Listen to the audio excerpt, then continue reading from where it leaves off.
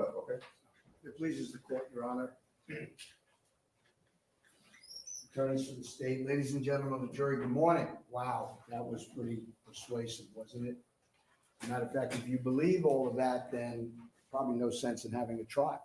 Like, why are we here? Objection, argument. So ruled. Let me tell you why you're here, because the facts aren't going to lay down exactly the way Mr. Jordan just described them to you. They're certainly going to put on evidence to try and convince you that Tony was in fact reckless that night in shooting at the truck.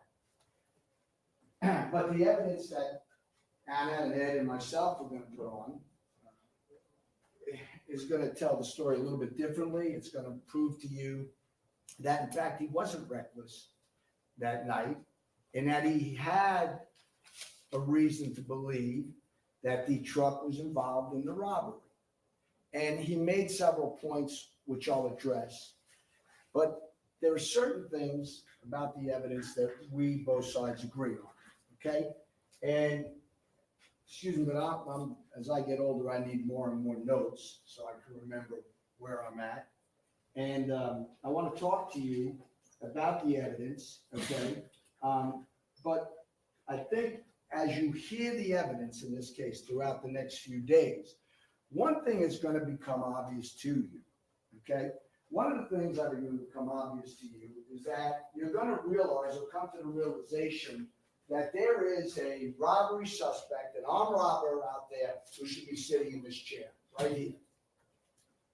That person is in fact the individual that they should be prosecuting for this tragic event. And make no mistake about it, guys. This is tragic. Nobody wants to lose a child. And let me prepare you, you are going to hear some gut-wrenching testimony. You're going to see some video that is really moving, okay, in that respect, okay? I want to prepare you because the evidence is going to be presented, and it is what it is, okay? One thing that we agreed on is back on Valentine's Day, February 14th of 2022, 3 years ago, and he talked about a video. They have a lot of videos, okay? We've seen them, they've seen them, and hopefully you're going to see them all, because they'll help you really determine for yourself what happened, because regardless of what they say or we say, that's not the evidence in the case, okay?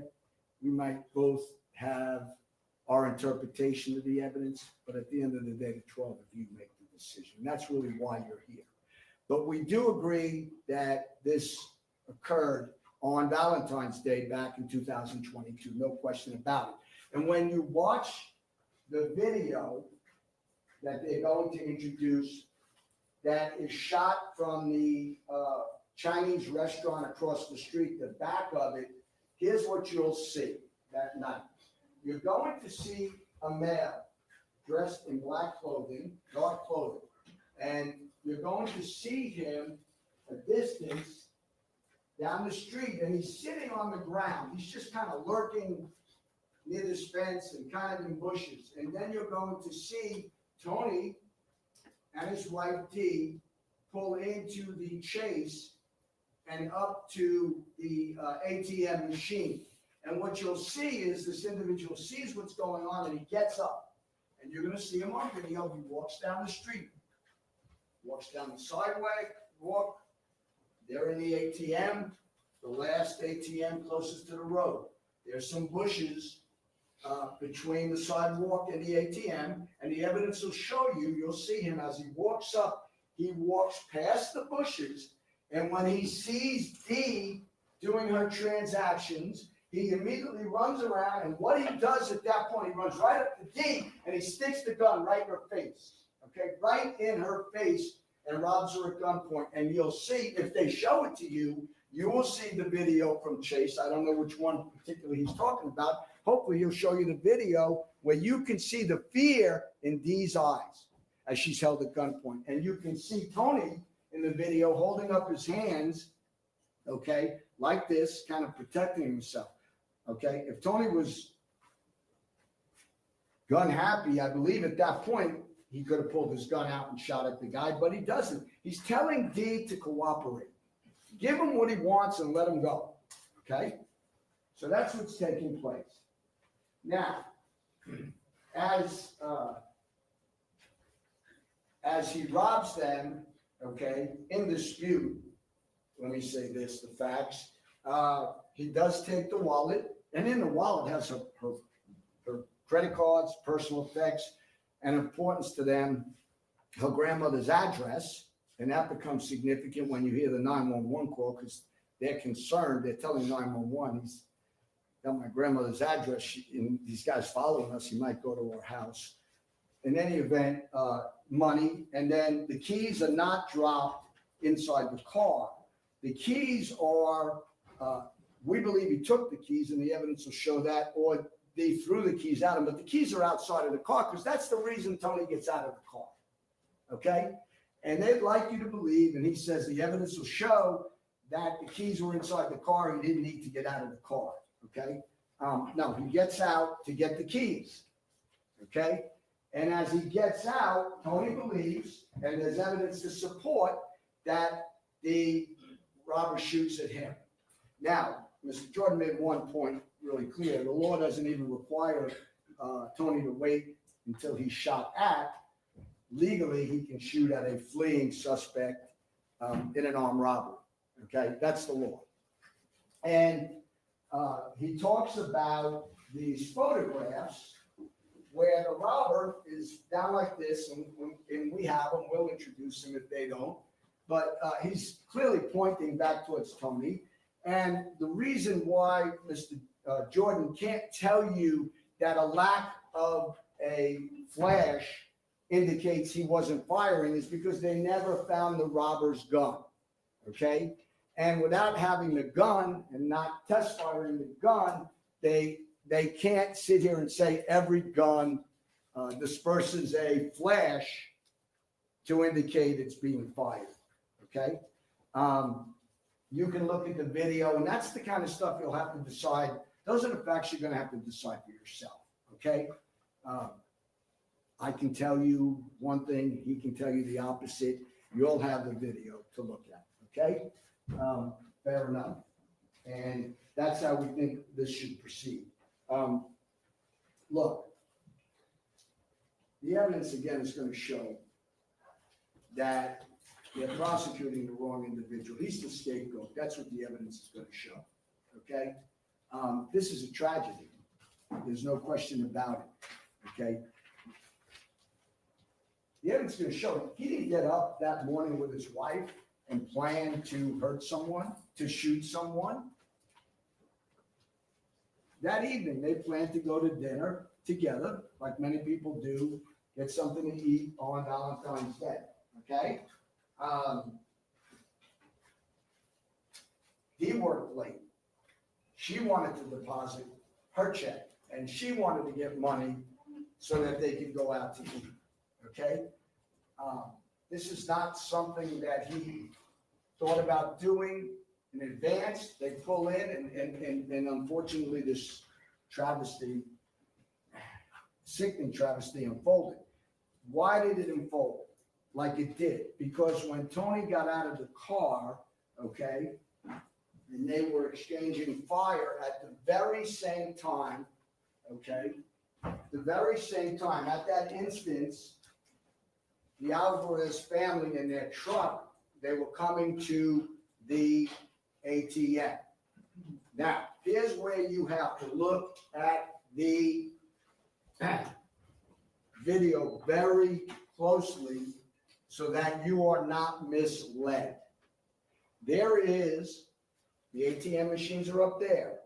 There is the entrance over here.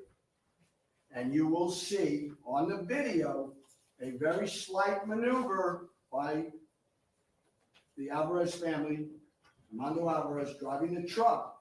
He turns very slightly, okay, not significantly, but enough that you know it was an attempt like he was going to turn in. But he realized that he was in the middle of a robbery at that point. I mean, we're talking split seconds, people. And one thing we will agree with is that there's a sightline issue because a lot of this is taking place behind trees and behind signs, the chase sign and everything. But he turns, okay, and there is a split, just a short moment when the robber is in close proximity to that truck. And then Armando veers off, okay? And you know he does it in a hurry because in the videos and in the crime scene unit photographs that you're going to see, you see all kinds of items out on the street. I'm going to leave it up to you to decide what you think happened. It looks as though when he veered off, he hit the curb and then veered back into the street. But at that point, he starts off and he's in the right lane, okay? So here's the ATM. Here's Tony. Armando's coming down the street, and in the inception, he is in the right lane, closest to the sidewalk, and Tony's standing there and he's coming out. Now, all that talk about boom, boom, boom, boom, boom, boom, boom, boom, boom, boom, boom, boom, boom. I mean, it didn't go down like that because when you see all the CSU photographs and the markers, they located all of his shell casings. They recovered 5 of them, okay? And he, by his own admission, he told you the evidence is going to show that he shot at least 3 times at the robber fleeing on foot, okay? So it didn't quite go down that way. So here's what you need to do. You need to look at the evidence. When CSU goes out there, there's an individual who shows up, Matosy, and he's going to testify about how they put down the placards, they looked for the evidence, okay? And unfortunately, because it was so chaotic out there, and because no one really knew if they were investigating a robbery at first, or a shooting, or both, they focused the area of the investigation right around the ATM. They never really went out further towards where the robber ran. They never looked down the street, past the side of the bank, because at that point, Tony's standing on the grass near the sidewalk and the building is a little bit more behind him, and they never really travel down there and basically, take a metal detector, take other stuff. So they're going to argue to you that, oh, we didn't find anything that indicates that the robber shot at Tony. Well, yeah, they didn't, because they did such a half-baked job out there that they didn't do a full investigation, okay? They didn't take a metal detector and look for any objects beyond what they saw, the immediate eye, because it was real easy. Hey, we have a truck over here. We have a bullet hole in that truck. We have some shell casings here. Boom, we're done. We figured this out. Let's pack up and go. Okay? Real simple. Okay? That's what they did. So,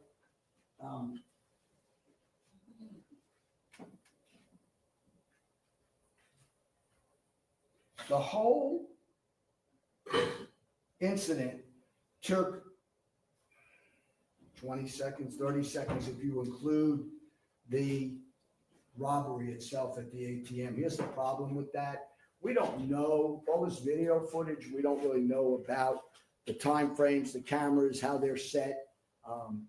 We don't have that information available. We can look at it, and obviously we're restricted by the lighting, and the video is not the best. It's blurry at some parts. It's grainy, but you can go over the evidence and you can kind of figure out what's happening. But what's really important, I think, and what I'd ask you to pay attention to, and you can make the decision, is that at the time when Mr. Alvarez kind of veers into the bank and then takes off directly towards Tony, from that time to the time that Tony shoots at the truck is less than 2 seconds. 2 seconds at best, but less than 2 seconds. Boom, boom. That's how much time Tony had that night out there to make a decision. okay, about what he was gonna do. Not very much time. And the evidence will support that. And if you look at the video, you can see it, you can see it for yourself. Now, let me tell you something. Tony did call 911, okay? He did. He felt he was being followed. And while he's on the phone, at that point, he doesn't know that he's hurt anybody. He doesn't know that he's killed anybody. He's calling to report his robbery. He firmly believes that he's being followed by this truck that had the robber in it. And he ends up providing information, and he actually meets with the police, the detectives. They come to his house, he cooperates, he says, here's the gun, okay? And he and Dee are both taken downtown to give statements, and they do, okay? They give statements, and, the officer talks to him, Detective Farrell. He's on their witness list, and I anticipate they'll call him. And he gives a statement, and I can't introduce it, but they have it, okay? They have the statement. And if they want you to know what Tony told the cop, they can introduce it. No, we can keep it to opening statement. Okay, so let me tell you what the evidence will show, depending upon what they do, okay?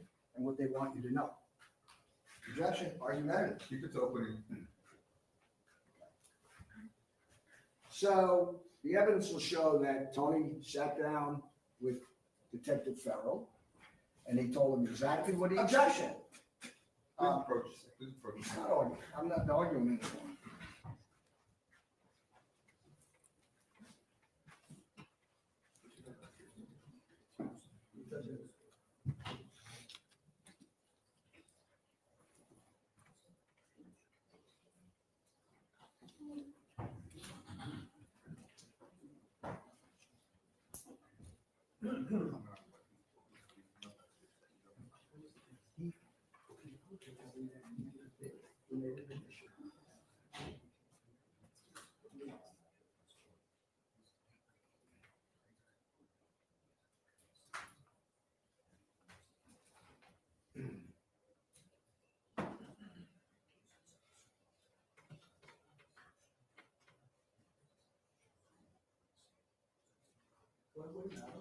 Please let him finish.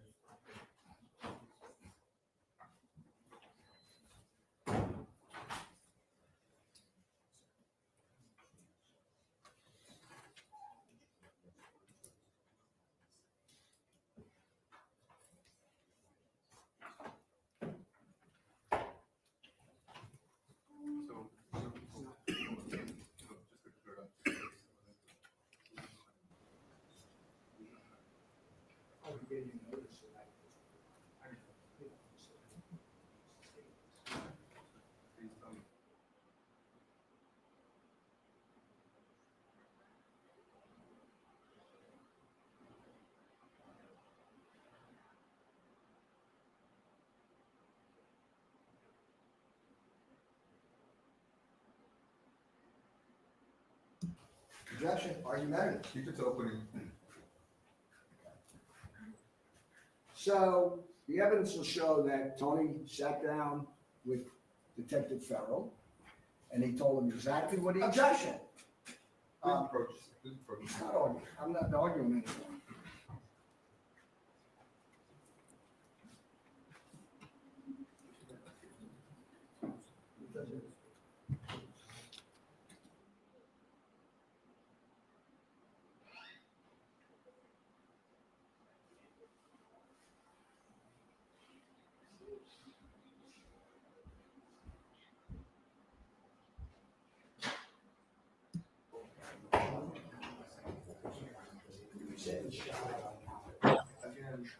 Again.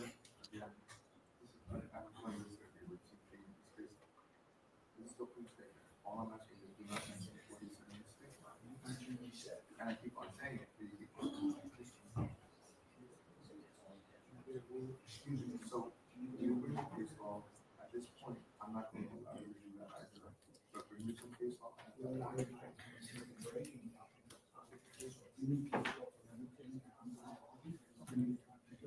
Well, that's what you should have known before, because I told y'all before, I'm not on case law, I told y'all that. I told I understand. Are you planning on showing the photographs right? Seen, the evidence.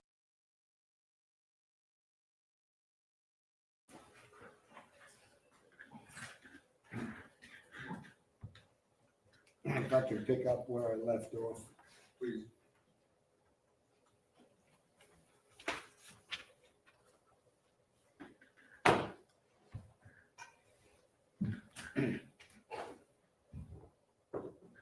So basically, you're going to hear about CSU working the scene.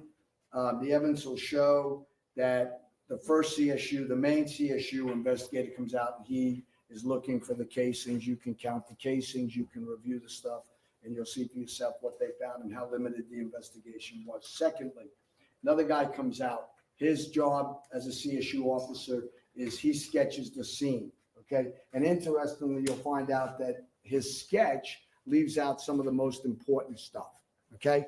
Leave out the sign, blocking the view, the trees. It's very limited, okay? Not a very good job, but what's significant in this case is that it's important for you to see things like how fast is the truck moving? What maneuvers does the truck make? What is Tony's sight line? These are the things the evidence will present itself to you, and you have to kind of look through it and sift through it. And they leave all of that out, okay? They do a very poor job, okay?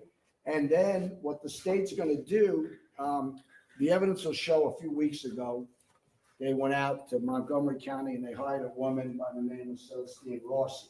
And she's kind of their expert. I mean, you'll see her resume, it's 19 pages, and she's an expert pretty much in everything, okay? And so what the state did is they hired her to do some,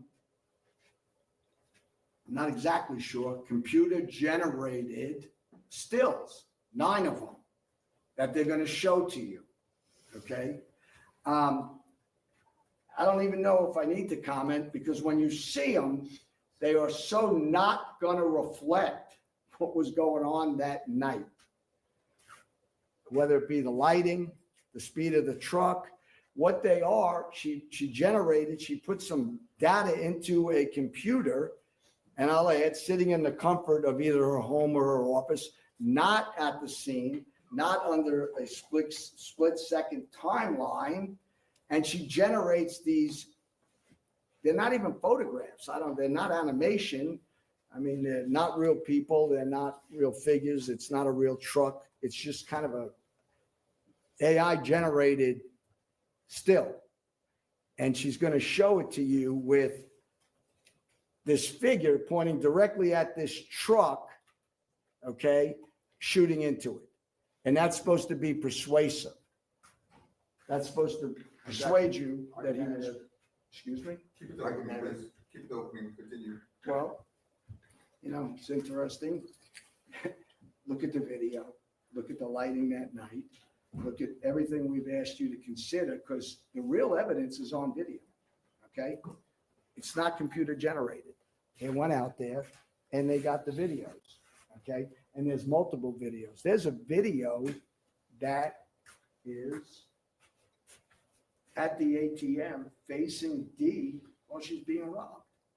There's a video that's up on the ceiling, kind of near the roof, but it's up ceiling over the top of the outside of the bank facing down. There's a video across the street that's facing that you can see the truck come and so there's different angles, and I implore you to watch it all, because that's the best way to see what actually happened out there. So when Ms. Rossi takes the stand and she presents these computer-generated images, then it's up to you to evaluate their accuracy. And it's up to you to compare the real evidence that's available for you to see. The whole picture, the whole story, not just their isolated takes on how this went down. That's all we ask. Give it a complete and thorough evaluation of all the evidence, okay? Of all the evidence. Before you render the verdict in the case. Keep in mind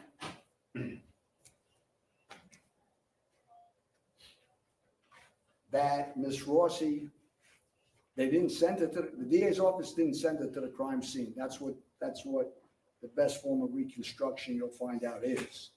If you're gonna reconstruct stuff, that's how you do it. But no one from the district attorney's office sent her out there. You're going to find out that she put data into a computer and got pictures out. And she's going to talk about all of the efforts that they made to capture the correct measurements of everything. But think about this. The CSU people are going to tell you that their measurements, and they're out there, are approximate. Okay?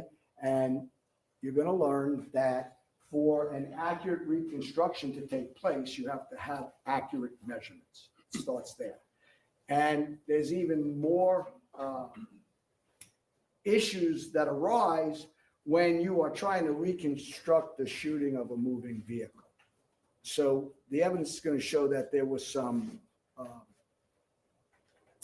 problems with really reconstructing this accurately, and that 3.5 years later, a couple weeks before trial, to generate these photographs for a jury to see, I think the evidence will establish that that's basically a last-ditch effort. Objection, argumentative. I'll strike that, Your Honor. Thank you. You don't even have to rule. Look, it is what it is, and like I said when I stood up, if the facts were like he stated them to you in opening, then there really would be no need for you to be here.